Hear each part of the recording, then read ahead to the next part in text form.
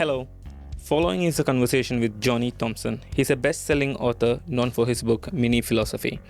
He has over 500,000 followers across all social media platforms. Due to his busy schedule, I couldn't talk with him in a long-term format as we usually do on this channel, but I didn't want to miss out on an opportunity to talk with him. We talked about philosophy in general, life, death, happiness, God, and more. This is the Mallu Experience podcast. To support it, hit the subscribe button. Now, sit back and enjoy. So, hello again, Jonny. Hello. Quite recently, I came across your content, and it's very interesting for me because it's bit-sized philosophy, and you put it in a way that everyone can understand, everyone can follow. So, let me start with this. Your book's name is Mini Philosophy. Your Instagram handle is Philosophy Mini. So, what is Mini Philosophy? Yeah, I mean that difference between the two has actually been really annoying for me for a very long time, and because I wanted to get Mini Philosophy as my handle because that would work with the book, but that was taken by some other account which has been inactive for about 3 years. I keep following them, and like I used to message them saying like, guys, do you want this account? But it's too late now because my account's doing really well.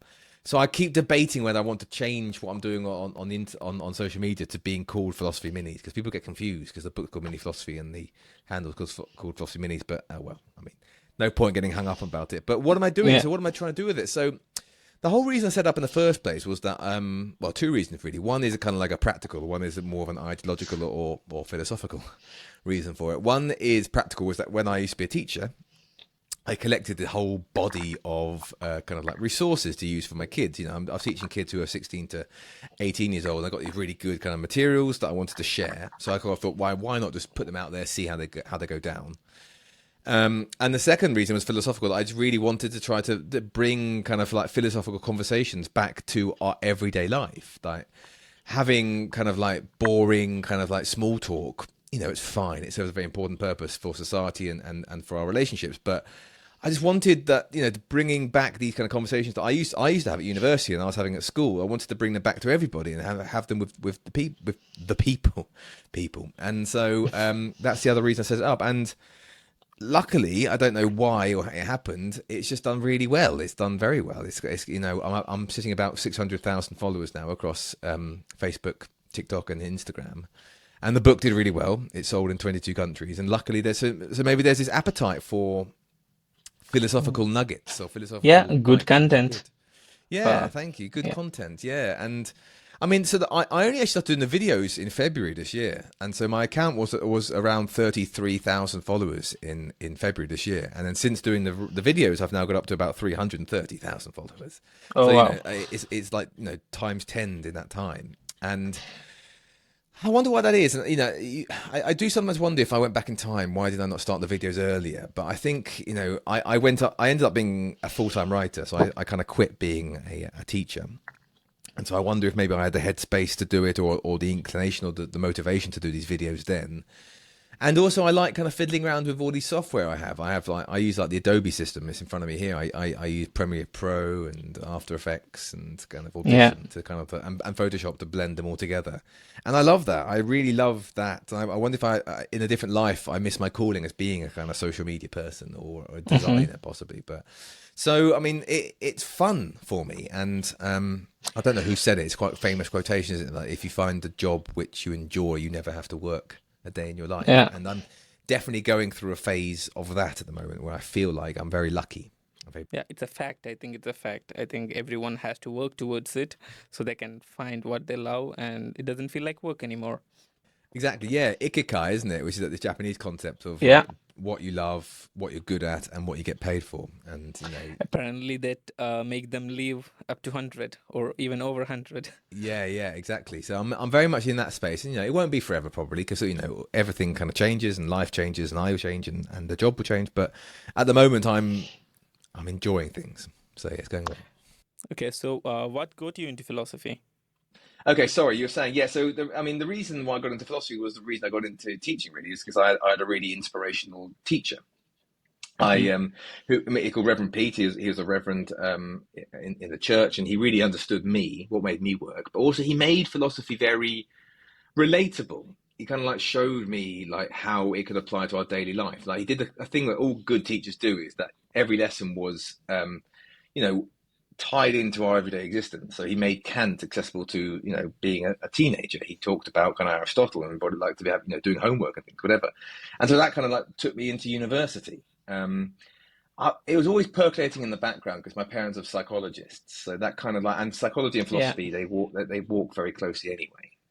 And I think what I'd often wonder, if they weren't psychologists, would I have done psychology? Because I'm also very drawn to psychology as a discipline. I love it. But of course, when you're young, when you're 18 years old, you don't want to do what your parents do. So maybe in hindsight, I just chose the thing that my parents didn't do, which is as close to it as possible without it being the same thing. So yeah, so long story short, that's right, a good teacher. And then once I started reading philosophy, once I found the two philosophical books I really enjoyed, then the bug takes. I really enjoyed the bug, like reading it. But what I enjoy about philosophy, probably more than some philosophers might say, is that I enjoyed the process of talking about it. The best thing for me at university were the seminars where I would debate and discuss with people in a very intellectually mature environment. And it's an environment I'm trying to nurture on my social media accounts, actually. The ability to talk about the idea without taking offense or being kind of like insulting or being rude to other people. And that space exists in university, or at least it did for me at Durham University in the UK. That space where you can talk about these ideas without it feeling confrontational. Of course, these days things are very different. This was about 20 years ago when I was doing that. Nowadays, things are Hmm. very heated. You can't talk about Yeah. politics, religion, like anything. Anything remotely political is very heated. And so I miss that. The ability to talk about ideas in a mature way. And I do that on my social media account. So, I mean, a little secret for you is I block about 10 people a day on my account because they're just Oh my either God. rude or they're condescending or patronizing. And I just can't be bothered with that. I just can't, I don't want my space to be filled with these people. At the end of the day, I've lost maybe, 1,000 followers over that time, but I feel as though the followers who are there maybe are enjoying a bit better. Yeah, So exactly. yeah, I'm enjoying it for that reason. I enjoy philosophy for applicability and I like to chat to people. Yeah. Yes, yeah. So I think the textbook definition of philosophy would be, I think I have it here. A philosopher is someone who seeks to understand fundamental truths about existence, knowledge, morality, reason, and human nature. They ask deep critical questions about life, reality, and the universe. I mean, it's true, but in what way would you put it? Yeah, I mean that's a good question, and the way that's described, it implies there are some truths to be uncovered, and even philosophy says that's not necessarily true. That implies a whole kind of metaphysics that philosophers necessarily won't commit to. For me, I am very broad in my philosophical understand what I define as philosophy, because I think philosophy is almost the same thing as curiosity. Hmm. I think that insistent need to find out the answer to something or to investigate further, the need to peer under the rock or to ask Yeah. the question or to ask why. Sorry. So sorry to interrupt. Like I heard you talk about tauma. So it's Thalma, yeah, and I think that is true. I mean, Aristotle did say that, Thalma is the first step of the philosopher, and I do think that is true. That curiosity, yeah, the Thalma is what it is. But that, of course, exists in every discipline. That exists in chemistry and in physics and in maths, and it exists in kind of English and biology and geography, whatever.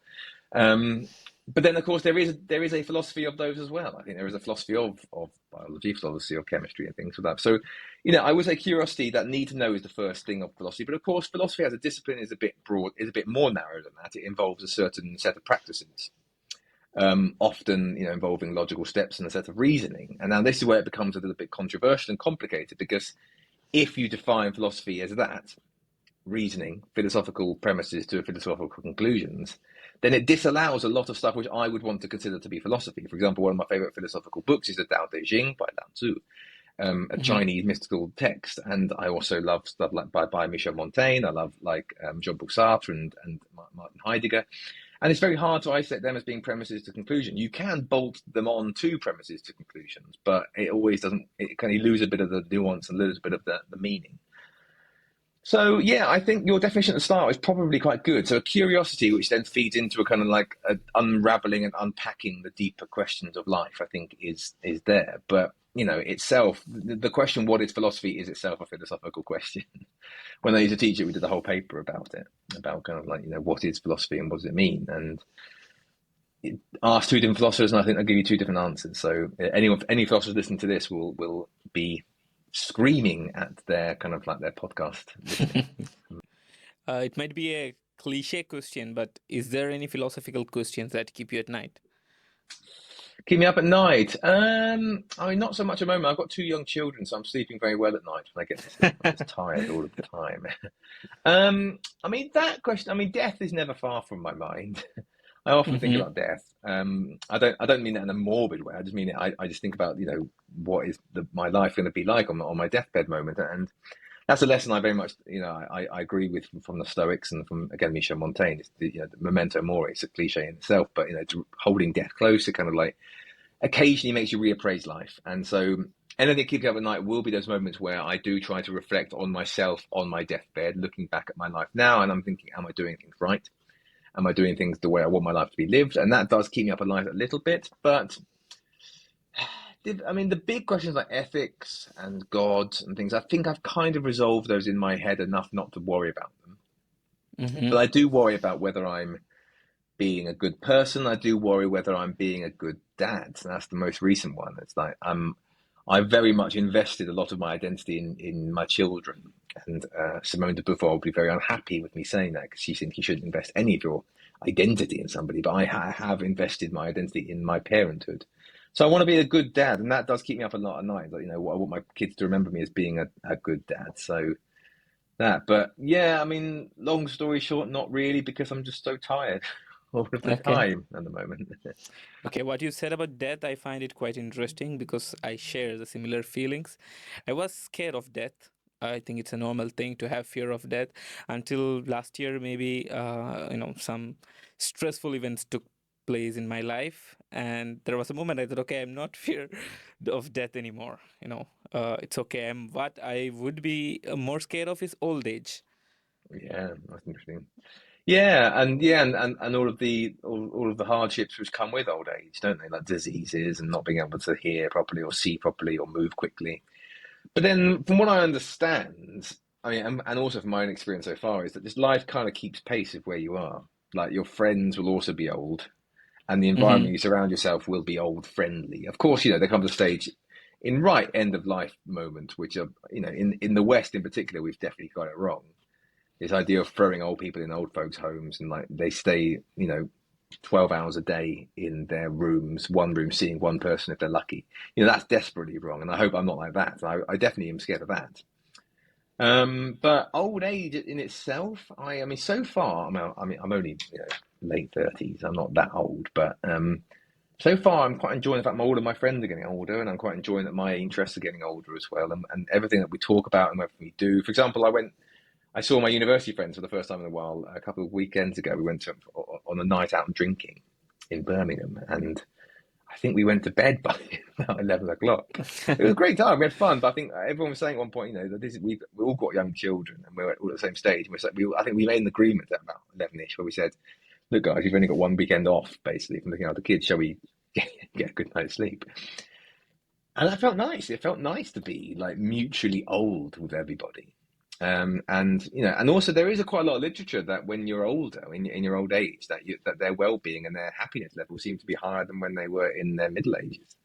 It Hmm. seems to be an inverted bell curve for you, isn't it? Really, that kind of like you start very happy, then you have this dip in the middle with your midlife crises, and you come back out the other side. I guess it's all to do with responsibility, isn't it, really? Because when you're young, you have no Yeah. responsibilities, and when you're old, you probably have very little responsibilities. So you can just kind of kick loose and have fun. Yeah, enjoy life. I heard also someone saying that life really starts at 35. Before that, it's just a trailer. The movie starts at 35. Yeah. Yeah, I mean, I definitely get. I mean, since having children, definitely has been the one step of kind of like responsibility level. Because up until now, nothing's really felt monumental enough to worry about. Like, if I got fired, it would be bad. I wouldn't be able to afford enough things. But I've got friends, I've got family. I could downsize various things. It wouldn't be the end of the world. But now I've got a family. everything takes on a greater magnitude because you have people who are literally dependent on you. We call them dependents over here in the UK and stuff, and that makes difference to them. You know, it would matter to me if I were fired. It would matter to me if I didn't have any money or we couldn't afford certain things because they would, you know, suffer. But when it's me, I don't really care so much. But so they'll be 18. My youngest one will be 18 in what, about 16 years. So fine. Then I can Okay, you have time. then I can do what I want. I can get fired and, you know, live in a bungalow. Yeah. One other thing now you mentioned was your search of God and faith. One of the philosophical questions. And I think after a certain age, or in general, when you start to read, I found that in my friends, in myself, when you start to consume books, or now in the modern day podcasts, even, you start to think about these things. You use your tauma for this. Yes, yeah, that's an interesting one. I see. So I'm not religious. I don't subscribe to any of the religions, and I do go in waves about what I believe on these things. But I often wonder whether this is just me, but whether people generally we often kind of bolt our own experiences of the mystical on the spiritual onto what we're reading, what we're encountering at the time. You know, it's not isn't it a bizarre coincidence that people who are born in the Middle East are Muslims, people who are born in the West are Christians, people who are born in India have to be Hindu. You know, wow, isn't that amazing? It might be because you're reading certain things, and but that's true for me as well. I used to read things like I used to have William James's The Varieties of Religious Experience. It's a great book about religion, about religious experiences and stuff. But as I was reading it, I remember bolting my own experiences onto it, thinking like he was right about my own experiences. And if I go away and if I reflect and meditate on actually what I think about the divine, about the spiritual, there is something there. I do think, you know, there is something pushing at that at the outside of my awareness or my consciousness or my knowledge. But I don't think it can be bolted onto the what exists already.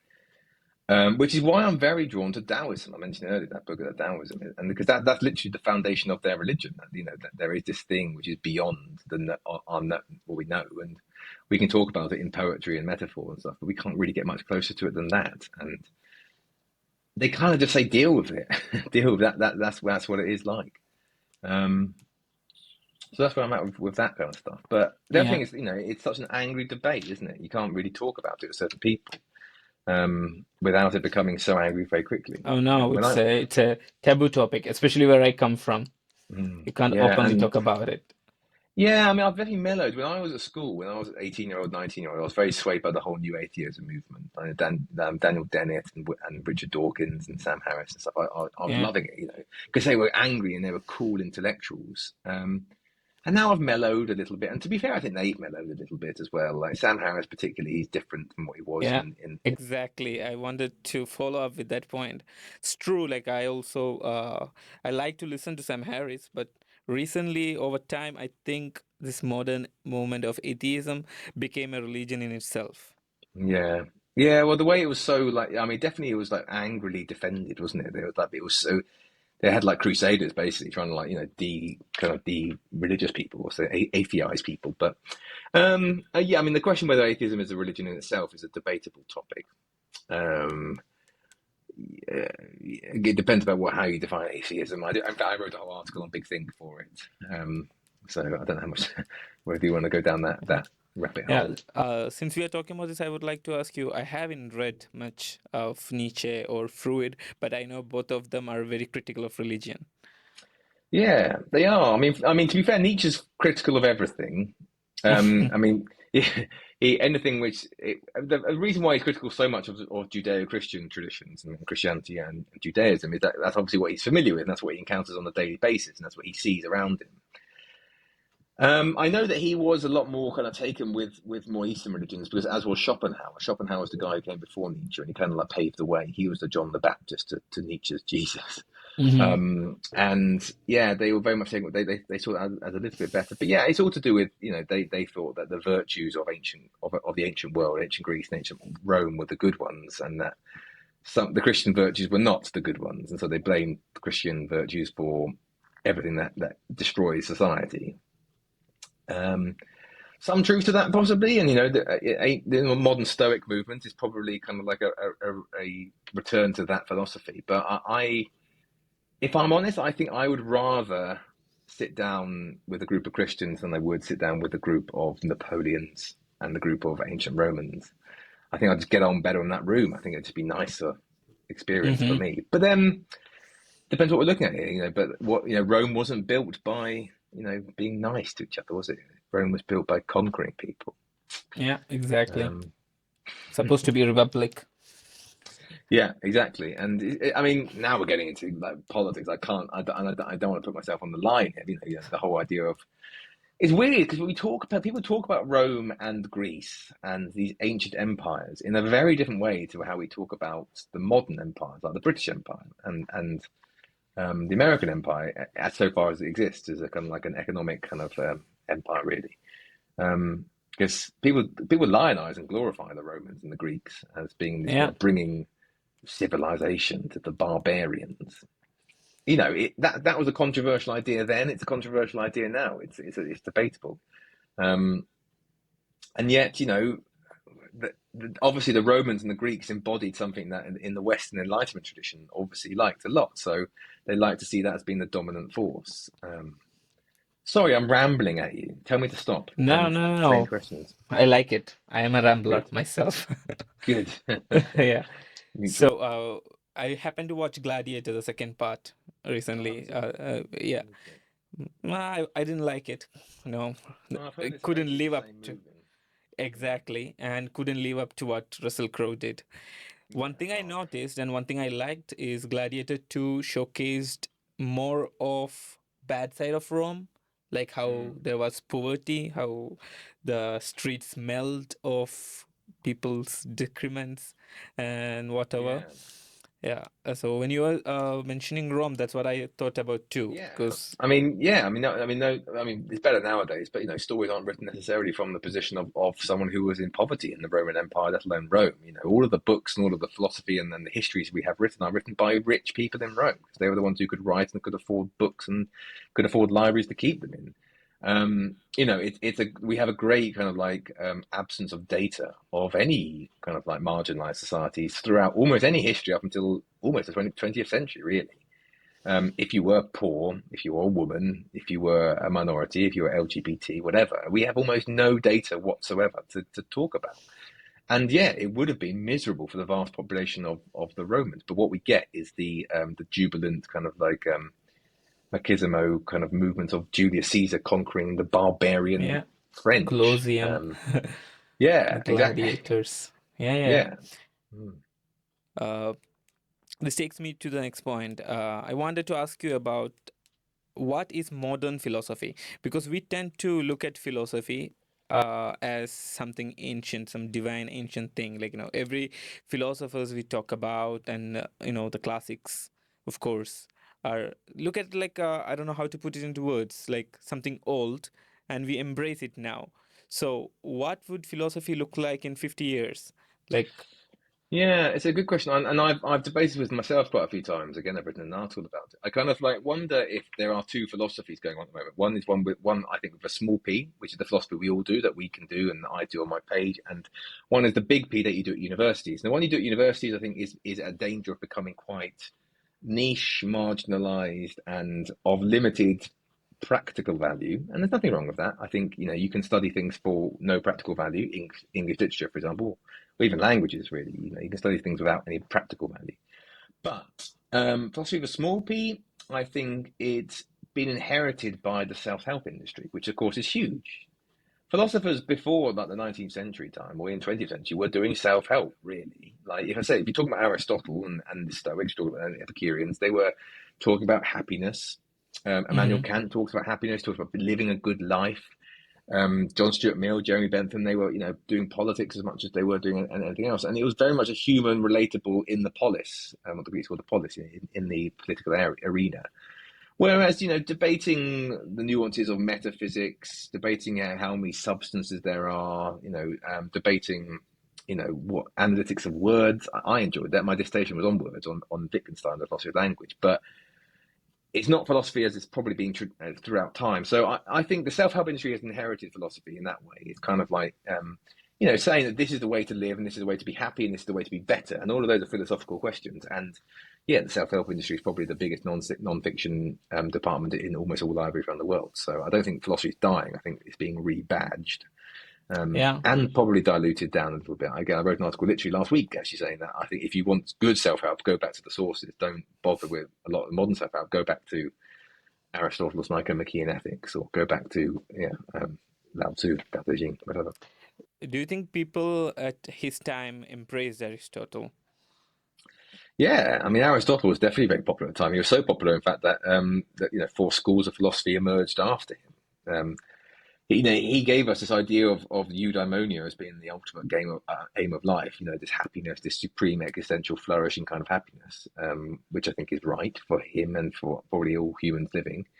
And then after that, there are these 4 schools: Epicureanism, skepticism, cynicism, and Stoicism came out to try Stoicism, to try to prove their way of doing life was the best way or the best route to happiness, that eudaimonia. And I think, yeah, he was very popular at the time, but he had to set up his own school because he was a foreigner, talking about like empires, because he was Plato's student, and he should have inherited the academy, which is Plato's academy. But because, well, one of the reasons is because he wasn't an Athenian, he was an outsider. They said that he couldn't take over the academy, so he had to go somewhere else. And so what he did, he set up his own school. He set up the Lyceum. It's very much a story of like Oxford and Cambridge as well. He kind of like said, "Well, screw you! If I can't do your job, then I'll set up my own school." So even at the time, he was, I think, very popular. And I mean, there's a story. I'm not sure how true it is in terms of like accuracy, but it seems to be true a little bit historically. Is that Aristotle and Plato were, there were 2 Greek texts combined together, and then there was the Library of Alexandria where they were housed together, and then of course the Library of Alexandria fell, and then what happened? That tends to be the tradition is that the Islamic empires inherited the Aristotelian books, and the Western Roman Empire inherited Plato's books, and that definitely fed into Christianity and Catholicism. And so the West was dominated by Platonism for a long time, and the Muslim world was dominated by Aristotelianism. And when yeah. the story goes that when the Arabs, the Moors, invaded Europe around the 13th century time, that we were reintroduced to Aristotle, and that's when we had this fusion of ideas from the Middle Ages onwards between Platonism and Aristotelianism, that they were meant to be together. I'm not sure how true that is, but No, I think I have read about that in Baghdad when the big great translation happened. There was a part of Islam, Mu'tazila, it's called. I think you might know about it. And what it says is they base all their studies based on Aristotle. So it was something very interesting for me. yeah, and there's also this famous painting of the school of this called the School of Athens, isn't it? Where Plato is pointing at the ceiling, saying, "This is what I'm concerned about," and then Aristotle's pointing at the ground, saying, "This is what I'm concerned about: sciences and the world and stuff." And that's the difference between them. But yeah, Yeah. So you mentioned Stoicism, skepticism, all of that. How would you define happiness? Reading all of different. these Yeah, I thoughts. mean, I did it. Yeah, so happiness is difficult, and I go through waves about what I understand has been the best route to happiness. But I'm going through very much an Epicurean phase at the moment. In fact, I'm hoping to get a book written about it soon. And Epicureans define happiness essentially as the absence of pain and contented pleasure. That the example I often give is like after a meal, surrounded by your closest friends, just sitting in a chair. That is happiness. Um, Happiness is not having a toothache. Happiness is not being anxious. It's happiness is those moments of not having any pain, but just being all of your wants being satisfied. And that is an Epicurean model of happiness. And I think it's much more reasonable. I mean, the Stoics are much more what's the word I want? Ambitious, I suppose, is a positive way of putting it. But they're very much they say you have to be virtuous to be happy. You have to be like you have to go out and do good in the world and things. And I think possibly not. Um, but that's where I'm at the moment. But yeah, so I do have to go quite soon. Yeah, yeah. So I will let you go with one last question. I wish I could talk to you more. It was delight to talk to you. So my last question would be, what is the meaning of life? Wow. Okay. Thanks. Good question. What's the meaning of life? I think the meaning of life is to, to be happy. Is what Aristotle would argue. Is literally be happy as you can possibly be, and also from my point of view, what gives me meaning is to leave the world a more loving place than it was before I was here. So I want to make the world or the universe even a little bit better for my existing. Um, Otherwise, what was the point of me existing in the first place? So I'm trying to do my best to bring more love into the world. And if I do that, if I've given more love to the world than I have misery and suffering, then I would say my life is a success, and therefore that's my purpose, I would say. Okay, great. Thank you, Johnny. I Thank love you. what you do. I love your content. Where can Thank you. people consume your content? Where can people buy Yeah, your book? good question. Like, and book probably anywhere, Amazon obviously, but any good bookshop in most countries. Find my stuff on Instagram, TikTok, Facebook, and YouTube. As of next year, I'm going to try and get into YouTube a bit more. So they'll see me everywhere. If you just Google me, you'll find me. He said arrogantly. Brilliant. Okay. So Thank thank you you. for your time. Bye Thank bye. you. And goodbye.